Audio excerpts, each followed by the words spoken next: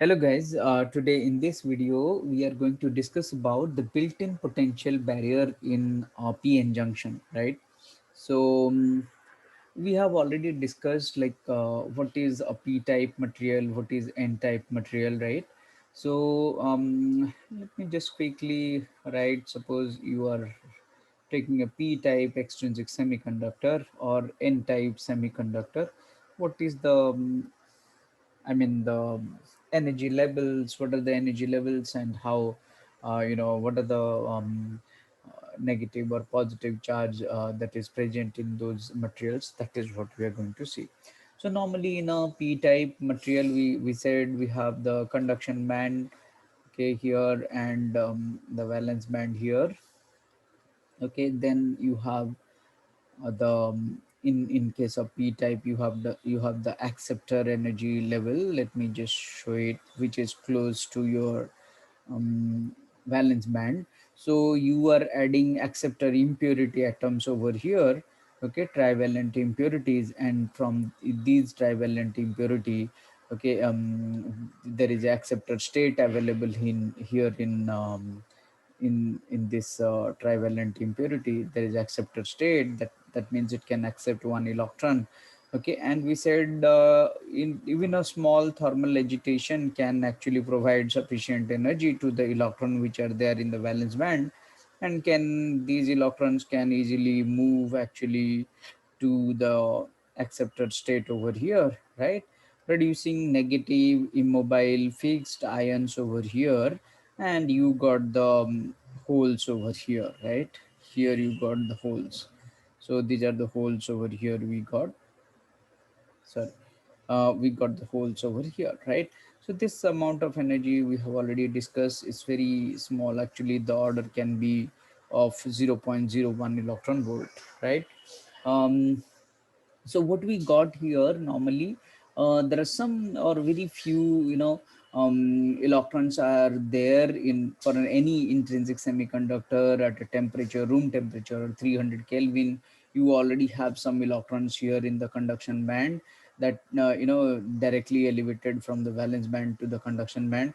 So there are some already, some holes, equivalent holes over here in the valence band. Then because of the impurity that is added, trivalent impurity in case of p type, you created these extra, holes over here, right, in the valence band.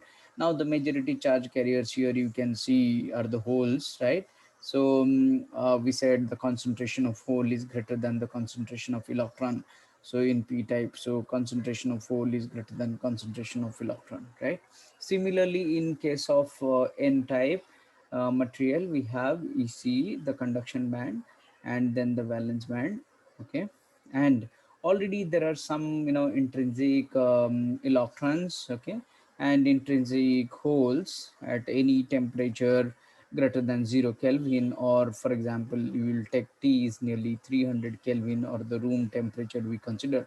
So there, and then you added some impurity atoms, pentavalent impurity atoms or donor impurity atoms. So these donor impurity atoms, you said they have loosely bound electrons, and these loosely bound electrons will now move from the donor energy level to the electrons, so sorry, to the conduction band. So you got more number of electrons over here, right?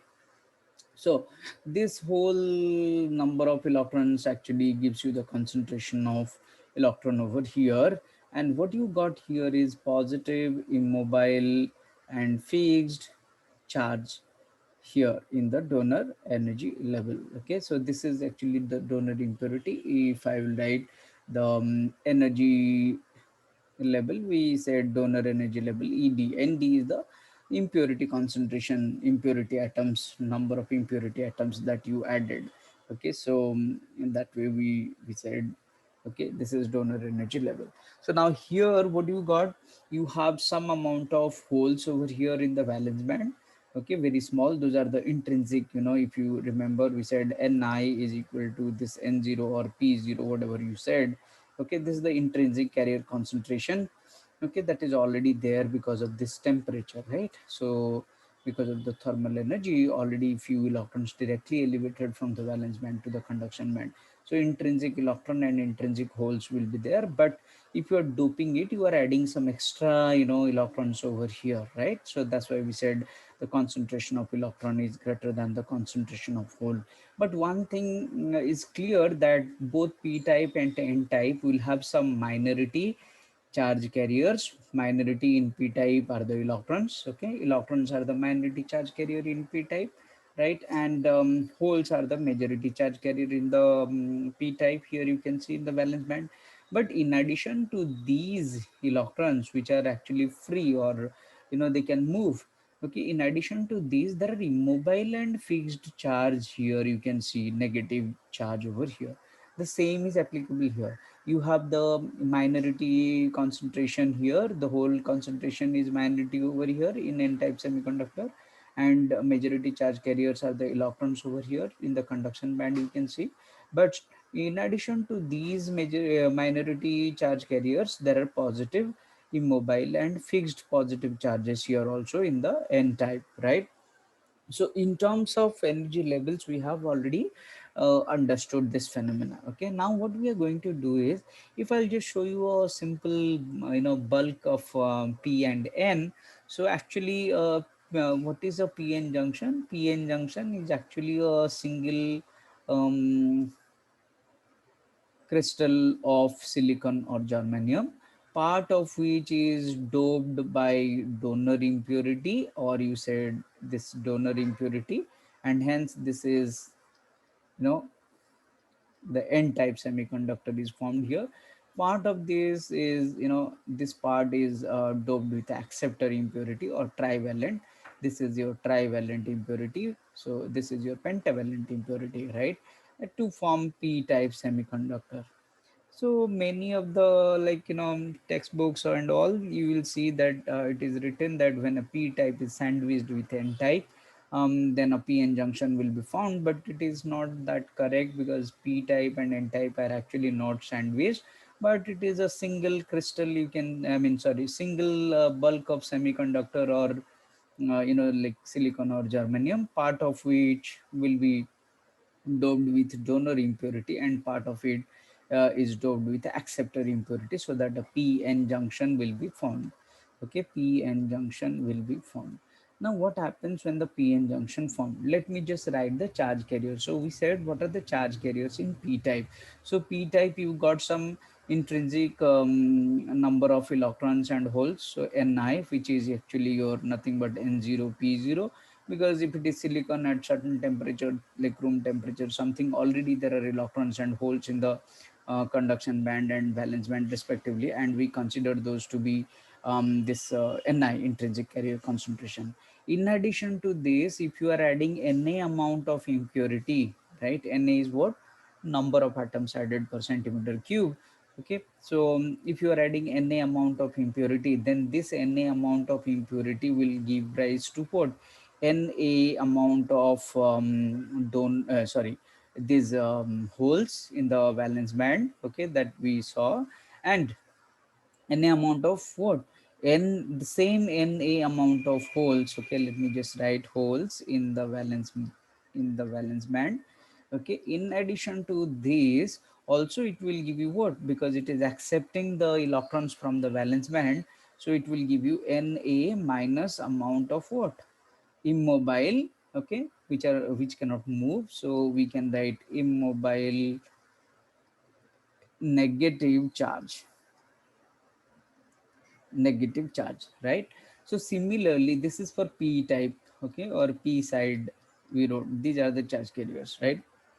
So number of electrons, number of holes will be equal, that is intrinsic amount in the conduction and valence band initially, and then Na amount of holes in the valence band, and Na minus amount of immobile negative charge created. So if I will just write, what is the total concentration of electron over here, we can just write like what amount of holes created because of these impurities over here, which is, we said, Na. Suppose I will write Na, okay, plus already there are, p0 amount of holes created, right? Sorry, I need to write this to be the whole concentration. I'm sorry, I'm writing whole concentration. So let me just write the total concentration of hole will be Na, that is holes produced in the valence band because of the impurity, plus okay the P0 amount of holes already created because of the intrinsic semiconductor at a certain temperature. Few of the electrons have been elevated from the conduction band to valence band. And what is the N value? N is nothing but the N0. We said N is nothing but N0. That is the intrinsic electron concentration, and this is the minority. This number is always greater than this number. Okay, so this is lowest. I mean low value concentration of electron. Similarly, for N type, if you will write for N type or N region, okay, this N region of the PN junction diode, we can write the intrinsic carrier concentration, okay, will always be there, which is N0 is equal to P0, that is always there. And then you added ND amount of impurity, pentavalent impurity to it, which will give you Nd amount. If it is completely ionized, that we will see later. Maximum value I'm just writing. Completely ionized means what? All donor atoms will be all donor electrons will be elevated to the conduction band. Suppose in that case we are considering. So the maximum value of the the donor electrons that will be elevated to the conduction band, we can write this to be Nd. So this is the electrons, okay, in the conduction band because of the impurity atoms added, Nd amount of impurity added.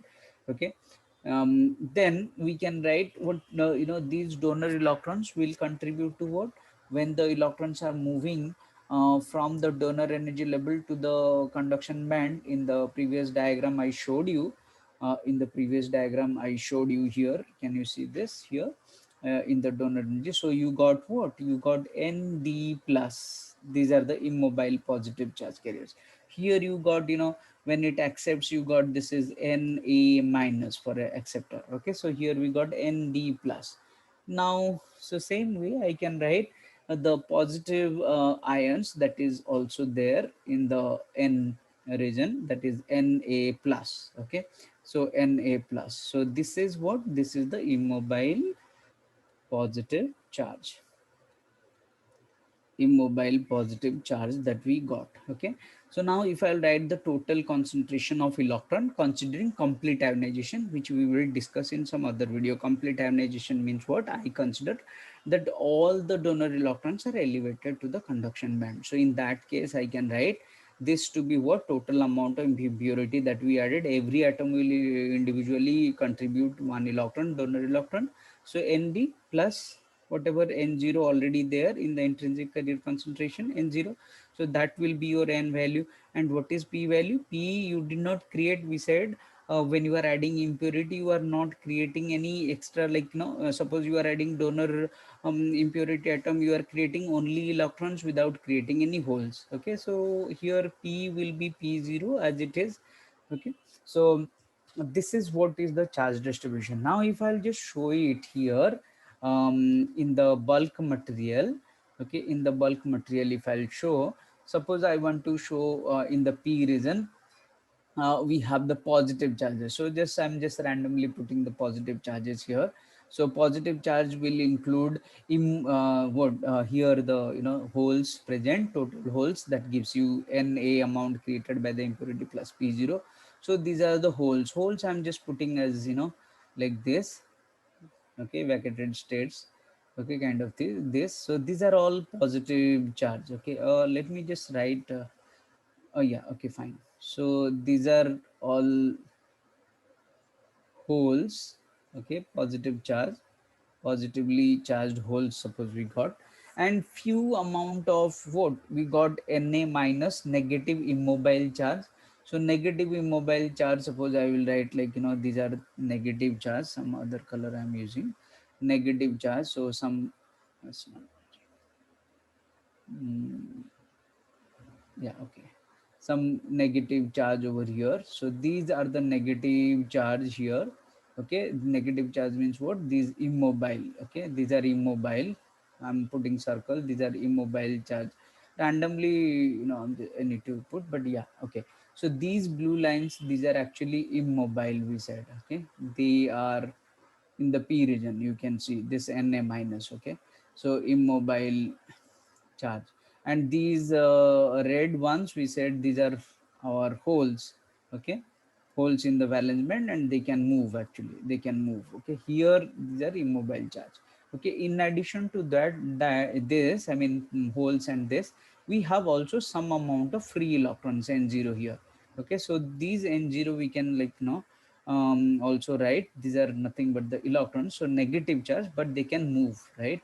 So I'm just highlighting those as, negative charge, but they can move. So these negative charge electrons in the conduction band, actually these are the electrons in the conduction band. Okay, so you can see the charge distribution here. So these yellow charges actually are what, nothing but the electrons in conduction band. So electrons in conduction band, here we got these are the holes in the valence band we got. Okay, and these blue are the immobile charge or the ions. Okay, charge or the ions. Okay, donor ions that we got. Okay, so this is how we can say. Similarly, here in the n region, what we got, n region, we have got this, n0 over here, this n0. Okay, that will give you what, the total amount of, electrons that is there in the conduction band now. So electrons, again I will just write electrons, few more electrons, actually more electrons. Okay, like this, for example, more electrons, and very less amount of holes in the valence band. Holes in the valence band, let me just take some other color. Holes in the valence band, so we have holes in the valence band, but the number is few. Okay, very small. Okay, and in addition to this, we have this Na plus ion, immobile positive charge. Okay, so Na plus ion. So if I'll just take those positive and some other color, something. Okay, so positive charge. Okay, so ions, for ions I'm just taking these to be positive charge.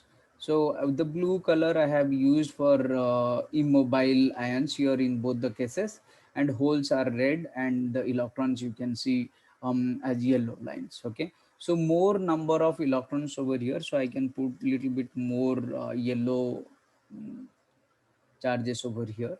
So this is what is the distribution. Okay, this is the distribution of the charge in a p-n junction diode.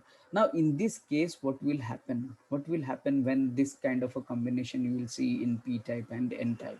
So now what we said, in n type, the net charge distribution, if you will see the net charge, okay, which can move. Okay, immobile, forget about the immobile charge, and they are charged but they cannot move, right? They are not actually part of the transport phenomena, so they will not move. Now what we can see is what can move and how they will move, right? So here you got the concentration of holes more, and here you got the concentration of, sorry, this concentration of electrons, right? Electrons in conduction band, sorry, here, yeah, here this side, electrons in conduction band. Okay, this is more in the n region.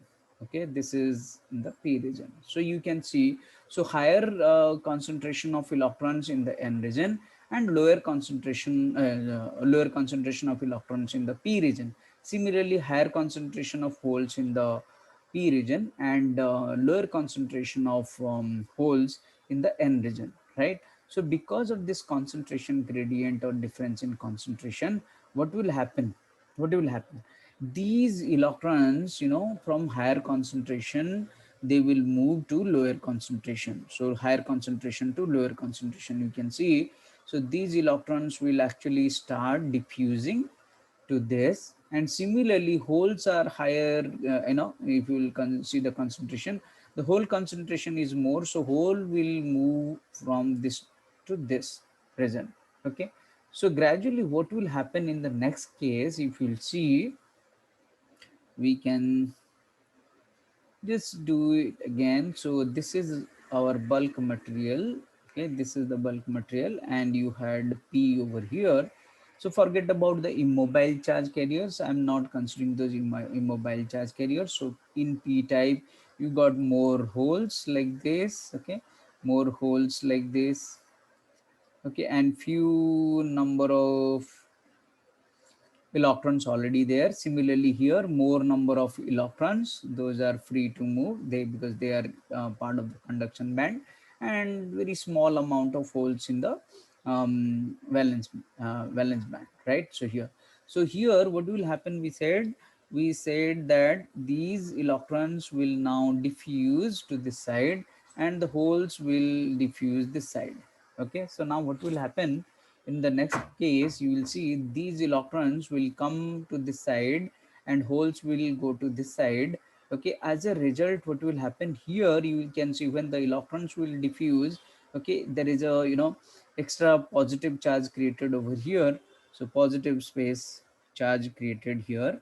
So we can just if I'll just take this, okay, then what we said positive space charge will be created here because electron left this side. So you got positive space charge over here and positive space charge over here, right? Similarly, when the positive charge or the holes move to this side, you got actually what, negative space charge created over here, negative space charge and negative space charge created over here, right? And gradually what will happen, more number of electrons, and till there is a equilibrium condition.